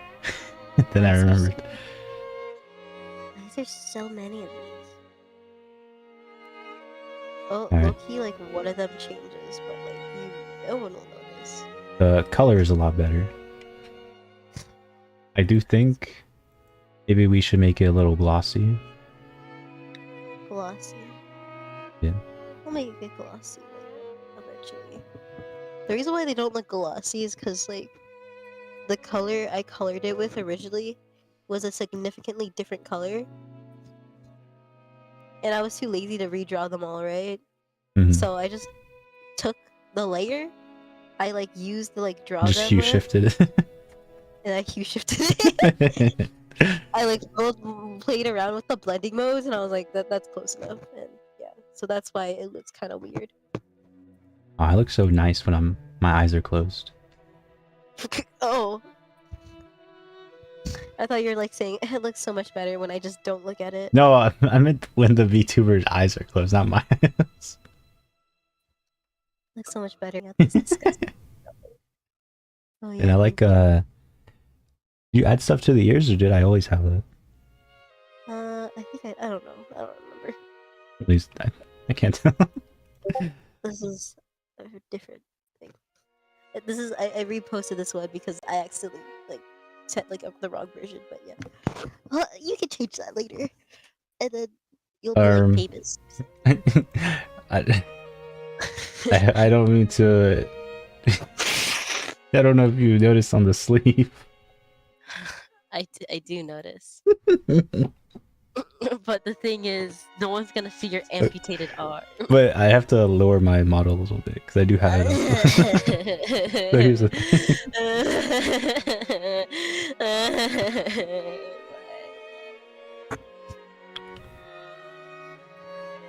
Alright, I can just lower my arm a bit more. Yeah, you know, you don't have to make me save 4 more images. Or I can save 4 more images. Well, you might as well wait until you make the scale a little glossy. I might as well wait until I actually do like the actual VTuber model and not like a PNG. But I'm not gonna update this right now. That would be hard, and I would have to mess with my current model settings at the moment. I'm so lazy. I'm like the world's laziest artist. I can't finish it. Finish it. I have something due Tuesday too, but I have other exams I'm gonna focus on. Tuesday, Tua. So I'm not gonna finish that drawing until like probably like Monday, maybe Tuesday. So the left-hand side of the first row, closest to the incipient's chair, was where Uncle Cross should have sat, since he was the second highest in rank. Looked like he hadn't arrived yet, so the seat was empty. Across from his chair, on the right side of the first row, sat the eldest daughter of the family, Aunt Ava, who was the third highest in rank. The left-hand side of the second row was for the fourth highest in rank. There sat my dad, Rudolph, the third of the siblings. Oh wait, fuck. Across from him, on the right side of the second row, sat Aunt Rosa, the youngest sibling. At this point, you might expect their husband and wives to come next. But nope. The left-hand seat in the third row, rank number 6, belonged to Jessica.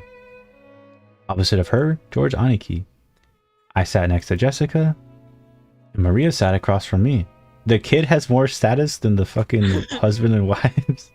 Because they're not like directly blood related. Probably. I see. It's that serious. Rich people are so weird. Then finally next to me on my left hand of the... Whatever, I've lost count. Aunt Natsuhi, 10th highest in rank. Opposite was Uncle Hideyoshi. The next Aunt Natsuhi was Kiri-san, the lowest rank.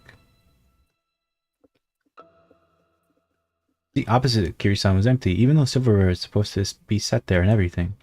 According to the ranking system, that spot was where Aunt Rosa's husband should be sitting. Even though he wasn't supposed to be coming, his place was made up. Who's Aunt Rosa again? Oh. Maria's mom. The smoker. Who have headcanon. Yeah, the child beater. Normally, ranking systems of this sort give spouses equal positions as their partner, but the Uchiramiya family was unique. Maybe it's remnant of male chauvinism. Chauvinism, I didn't say so. If you start with the assumption that a woman's womb is just something to be borrowed, then the children of direct descent would come first, directly followed by the grandchildren. In other words, spouses have no blood ties and therefore placed at the end of the line. It's terrible, but by that system, my grandmother would be ranked even lower than me if she were alive. In their youth, they obey their father. After they get married, their husband. After aging, their children. There's the old saying, women have no home in any realm. Long ago, when I was still incapable of figuring all this out, I thought it'd be so great if we could all chat in our little groups, adult siblings and cousins with cousins. However, now that I can re-examine the seating order after growing up, it stirs me some very complicating feelings. Aunt Natsu, who had married the eldest son and was the de facto number 2 in managing this family, sat to my right, which meant that she was 2 steps lower than me in the ranking order. That's my right. I thought it was to my left. I don't know the difference. It was hard to imagine what might be going on inside her heart. That's why I made a small apologetic gesture towards her before sitting down. Nice to meet you, Battle. You've grown quite tall, haven't you? Oh, yeah. 6 long years of eating well, sampling various cuisines, and deriving subsistence from Mother Earth. Hard work, but I pulled through. Fuck, I can't read. Growing just like a boy is here. How tall are you now? About 180 centimeters? But Aunt Natsu, that's where you're supposed to say heck. Sounds like all you did was eat. Huh?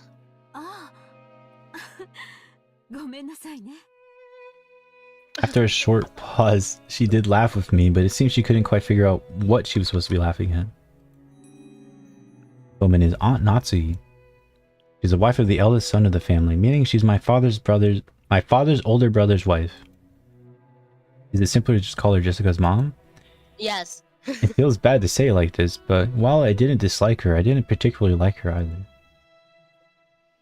She hardly spoke with us kids, and all my memories of her involve her talking to the adults about complicated things with a scary look on her face. In fact, since we hardly ever exchanged words, I spent a long time trying to figure out how I should approach her, though my efforts seemed to have ended in failure.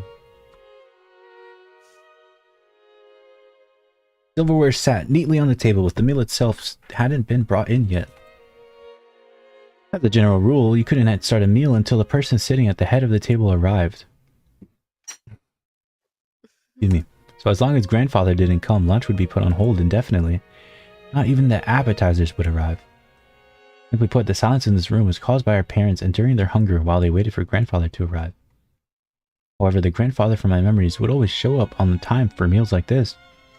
He was the kind of person who would never be so late that it kept everybody waiting, especially after the entire group had arrived. Grandfather's been late. As far as I can remember, he was always strict about time. Well, that might have been true 6 years ago, but it hasn't been that way lately. In fact, he's off in his own little world so often that he doesn't even show up at his family meals. Still, I figured he'd at least come down today. Then again, I feel a lot more relaxed and happy without him. When her mother scolded her, Jessica struck out her tongue and looked away. No way around it. Might as well wait until the host arrives. When I glanced at the clock, I saw that it was almost 12:20. Yeah, it has been 20 minutes. I hate witch people. It's been more than 20 minutes, dude.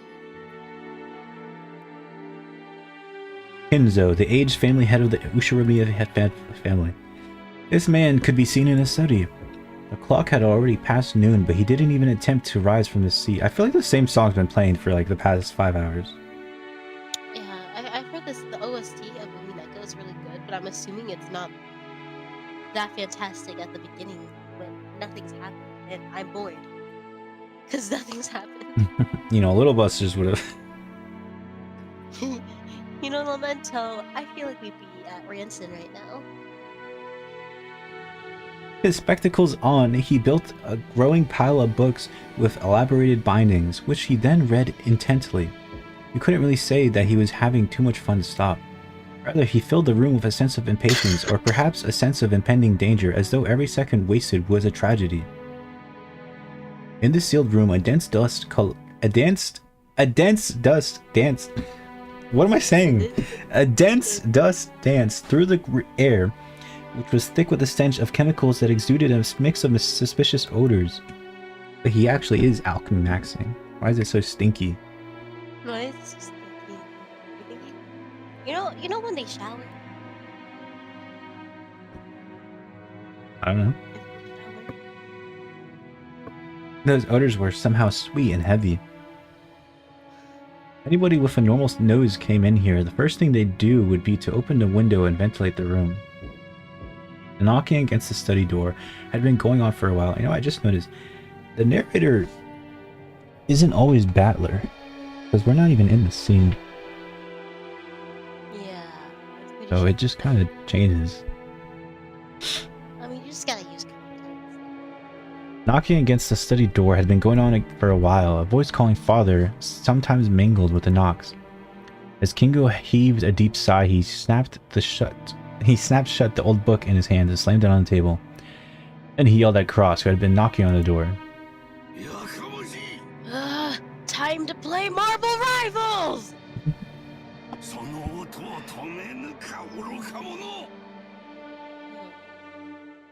Hey, even he didn't do what Elon Musk did. Why is he doing the Elon Musk? No. Hey, it's not even as high as he did it, so like, it's not that bad. The wrong hand, too. Wrong hand, too. Elon Musk did it.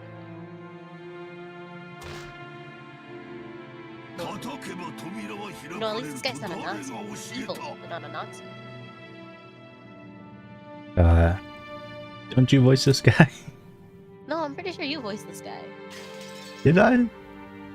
Oh, did I voice this guy? Pretty sure oh my you god, did. I did.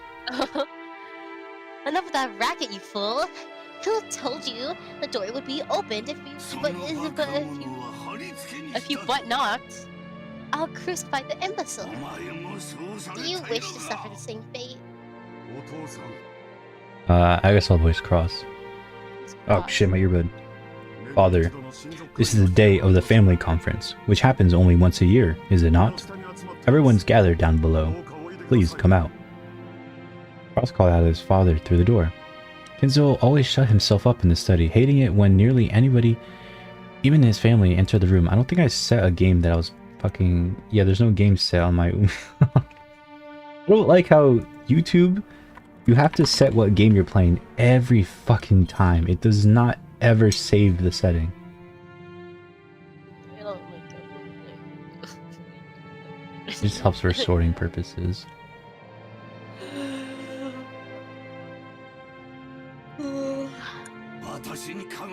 What? Molest? Molest me not! Just who is everyone of YouTube speak? You mean the fool's trying to drag me out of here? Like that's just a wrong translation. Molest me not. Then kill them all? Tear them apart, use their bodies for firewood, feed them to the witch's hurt. Bro babbling. Put a pot in the hurt to boil the woodwood. Force the imbeciles who dare to try and lure me out of here to drink the broth of the apocalypse. I will soak their dregs in liquor. Ah, where is Genji? Call for Genji. Have my demonic absinthe prepare. Genji, the whispering of the green fairy reaches me no longer. Molest Hey me not. Siri. Define absinthe? Absence means That's not what I said.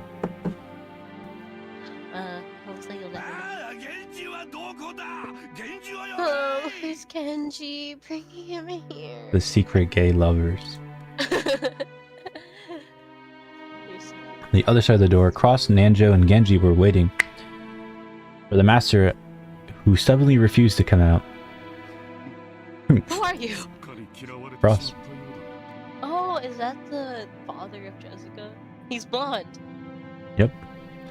Oh. Looks like he hates me to the core. My voice doesn't reach him anymore. Cross shrugged as though saying it's no use and smiled bitterly. From the beginning, he hadn't really expected the father to respond to his calls. However, since it had been the duty of the eldest son, he had tried his best. Kenzo-san, your son's daughters and grandchildren have come to see you, have they not? Could you have let them see your face, if only for a short while? And he's the head butler. Shut up and be silent. You dare admonish me, Banjo? Never told anyone to get you. I told him to get Genji. Genji. Now get off for Genji immediately. Time is short, and if the apostles are ready, they're trumpets, so why can't you foolish sheep understand?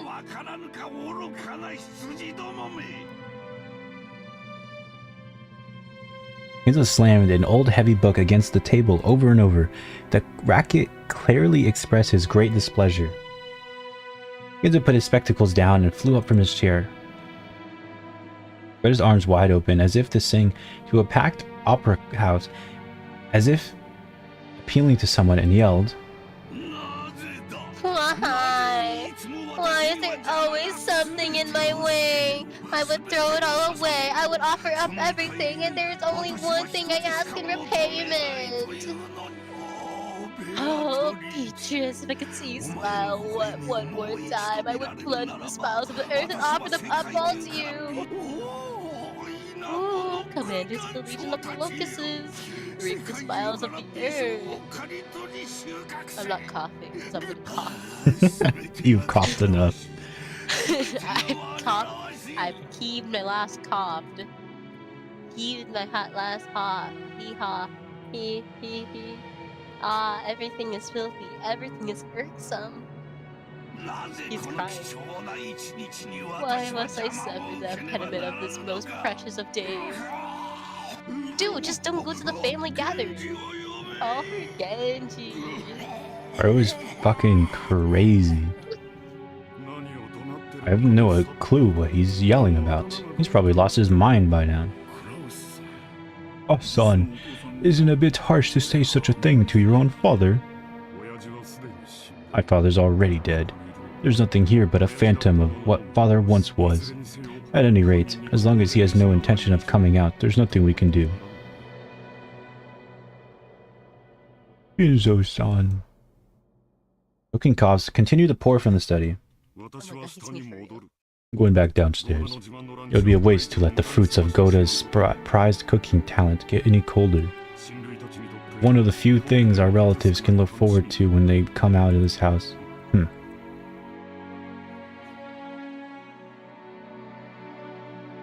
Cross spun around. He looked at his watch, mumbling and acting as though he had wasted time doing something he knew would be in vain. Genji-san, father is calling for you. Keep him company. Certainly. Certainly. Sir Nanjo, let's go eat. Here any longer, the sweet stench will ruin our sense of taste. The doctor gets to eat with us? It wasn't a chair for him. He's respectable. Without waiting for Nanjo, Cross went downstairs. Genji urged Nanjo to go and eat. Nanjo glanced between the study door and Cross's back as the letter disappeared down the stairs, then out a deep sigh. Sorry, Genji-san, but please allow me to leave this in your hands. Yes, please leave it to me. Do what you can to avoid giving him alcohol. That's a habit that's far too difficult to break.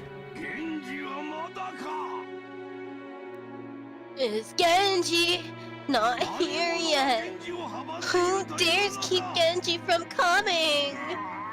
Oh, where's Genji? Call for Genji! Jesus. Please, allow me to handle the situation here. I'm coming, darling. Very well. Forgive me. Oh, they're in love.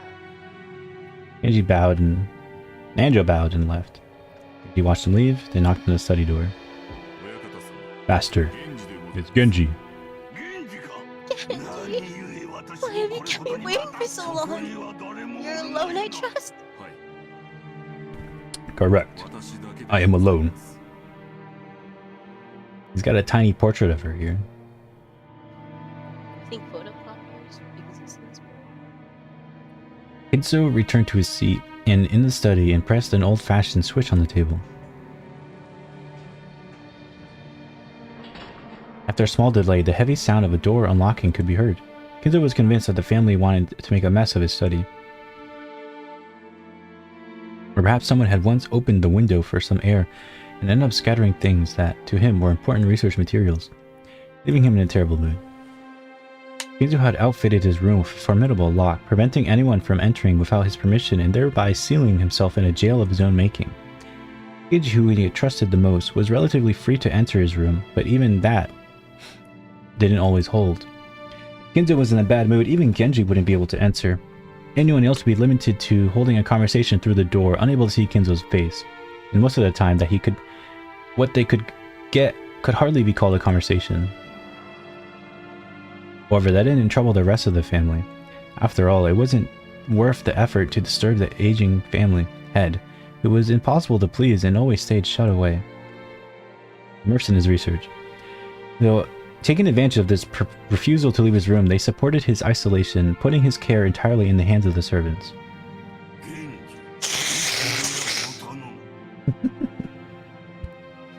Genji, no usual. I'm busy. Yes, sir. He headed to the corner of the study. There are suspicious-looking bottles boasting venomous colors were on display. Were actually liquor, but considering the shady atmosphere of the room, one might easily suspect some ghastly poison. I guess we're just gonna give him alcohol anyways. I'm gonna give him non-alcoholic. Oh, it probably didn't exist back then. No, I forgot. This is taking place kind of in the past. This isn't modern. Why is there airplanes? And Inside. copies of the same picture, unless the artist drew two. What's that? I can't hear you. Like, how did the artist draw Beatrice twice? Just that They good. have copiers. How far back is they have airplanes and boats? Well, it's not that old, but Is this It's like like- 2000? this is at least before smartphones. Really? I'm pretty sure. Wait, we should search this up. I'll search it up because it might be a spoiler. When does Umineko take? Okay, 1986. But while I was googling that, I was when does Umineko? The first result says get good. That's me for real right now. Inside the series of books, oh yeah, the Grota Mountain. They were bizarre, ancient, or banned books. All of them forbidden, cursed, and sealed.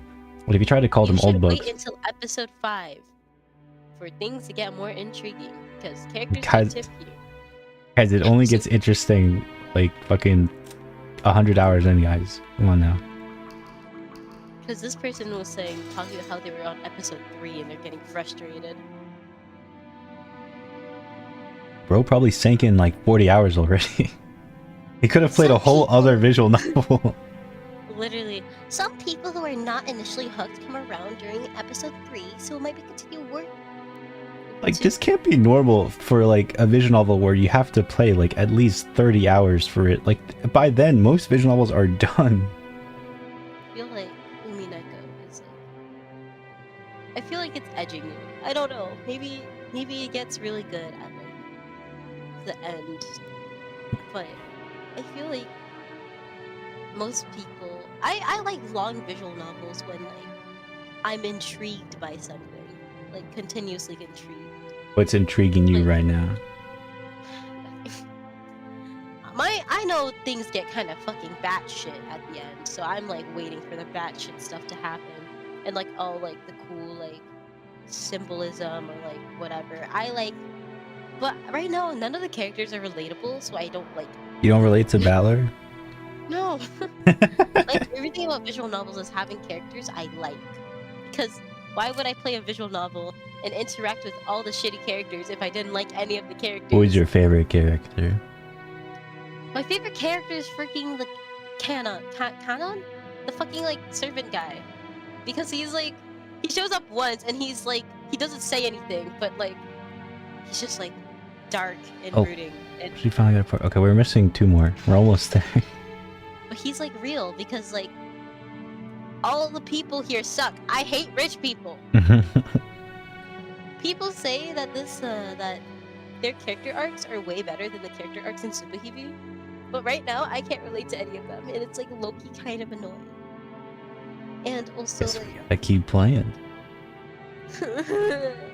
I miss Lamento, my BL visual novel game. Like, the protagonist was at least like not a pervert. He was gay, so he couldn't touch people's boobies. Also, he was like hella relatable. Valor is not a relatable character, in my opinion. At least now.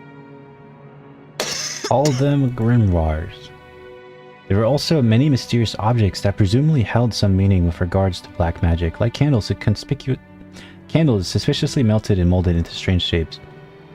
The constellation drawn on a certain global celestial globe contained quite a few shapes that would draw puzzled looks from anyone familiar with today's night sky. That carelessly strewn about books contained many illustrations, all of them of a religious or mysterious nature, including some depicting demonically grotesque subjects or bizarre diagrams of various magic circles. Above all, a sweet poisonous smell filled the room, profoundly assaulting the eyes and noses of those who entered for the first time. Eventually, it must surely make a person go numb and lose their grip on reality. Inside that study, Genji prepared Kinzo's usual drink with a well-trained hand.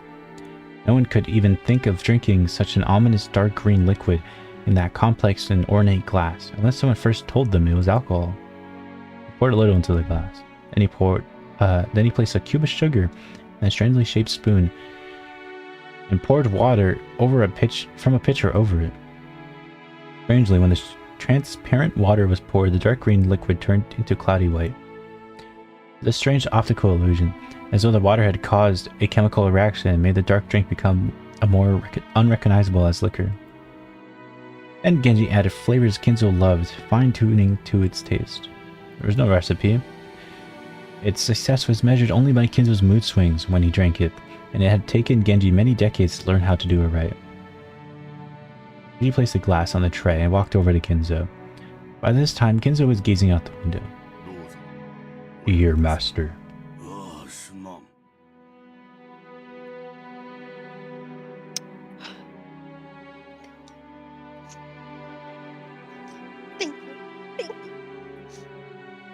Kinzo had regained his composure and was now unrecognizable as the shouting, screaming, yelling from a few moments ago. As the man... whatever. Looking at the man from behind as he tilted his glasses... As he tilted his glass and gazed down the scenery beyond the window, he projected a sense of dignity and intelligence. To allow Kinzo to set his glass down at any time, Genji motionlessly waited behind Kinzo and to his left as though he were a living sideboard. Without averting his eyes from the window, Kinzo held out his glass. There was only a mouthful remaining. It was not a gesture intended to set it upon the tray, but a motion to hand the glass over to Genji.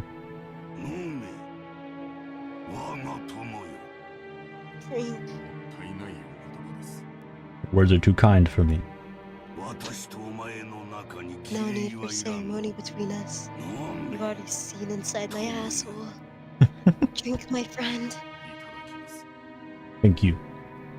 He respectfully received the glass and inclined it to a little to taste its contents. After that, he gulped it down.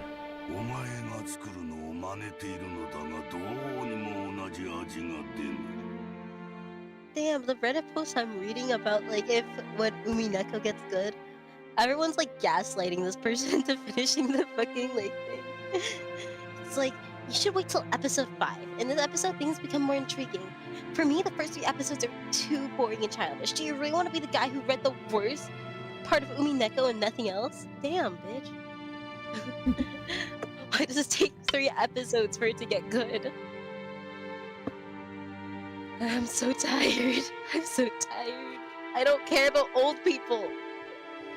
I am tempted to imitate your Concoction. Concoction, but no matter how I try, I cannot replicate the taste. The way you make it is relish. You put a relish in that? You put relish in this? Thank you very much. It is the fruit of your guidance, master. Ginzo smiled at his loyal subject, who refused to put aside rank even when asked to. However, he was not making fun of him. However, he was... This fucking thing. His smile was relaxed, as though chuckling at a close friend's old, unshakable habit.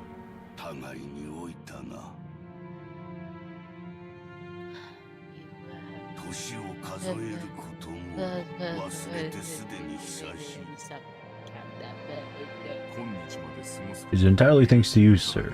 It's entirely thanks to you, master, that I've been able to live like this. Until today. Ginzo gave a faint smile as if to say he didn't need any flattery.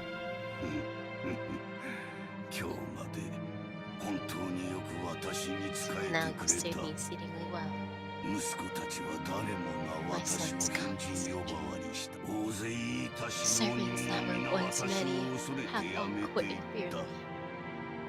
Only you serve me. Your words are more than I deserve. My life will not last much longer. My son are vultures, lazily waiting for my inheritance to fall into their hands.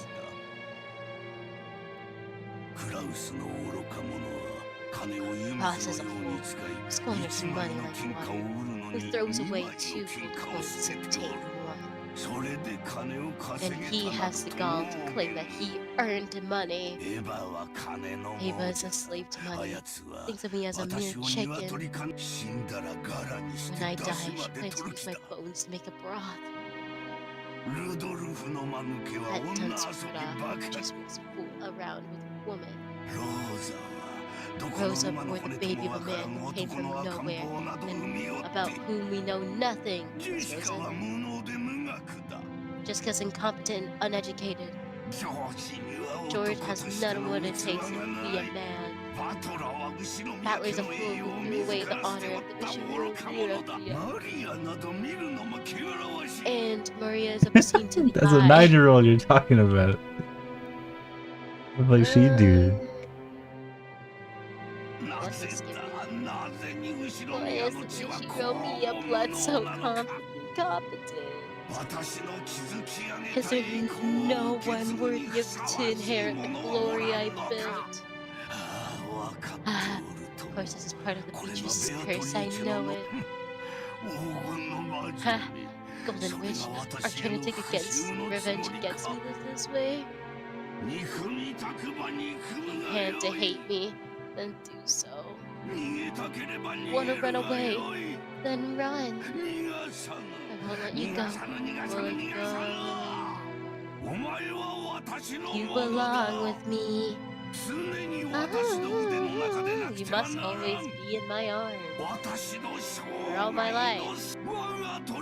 You must stay in my birdcage for all eternity, whispering only to me. Damn, bitch. How do you do? Wouldn't smile back at me.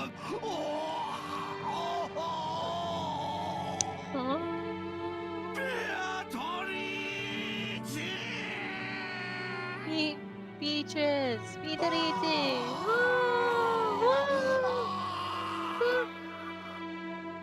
Has the soundtrack not changed? That's what I'm thinking, bro. It's the same song that's been playing this whole game. I'm gonna They're howling. Changes. I know when it changes, and I don't know if it ever changes before. After howling, Kenzo choked once again. I know this game's written by one person, but like, what about everything else? Is he still, like, is it just made by him? Because I can get making songs is hard, but... Well, I mean, this is a remake, so actually there's no excuse. The biggest change is in episode 2, where it replaces a Toho song for copyright reasons. Apparently, the original had like music taken from like other franchises. Mayhaps. After howling, Kenzo choked once again. Genji decided to tray down and rub the master's back. Genji's facial expression did not change, was always like this.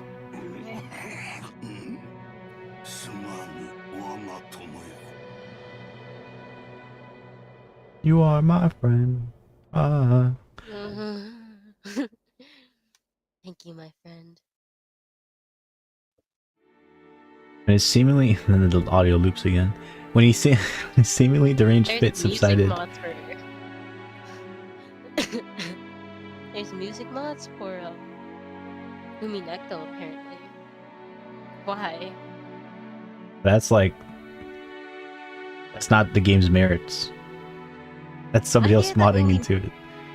I know. I hear that Umineko has a really good OST, and I've heard some of like the OST, and like there's like a lot of intense like OSTs that do feel like Toho. Like, it does sound good. My question is, when does that happen? I feel like I'm going insane from listening to the same Kenzo regained his composure once again. Hold on.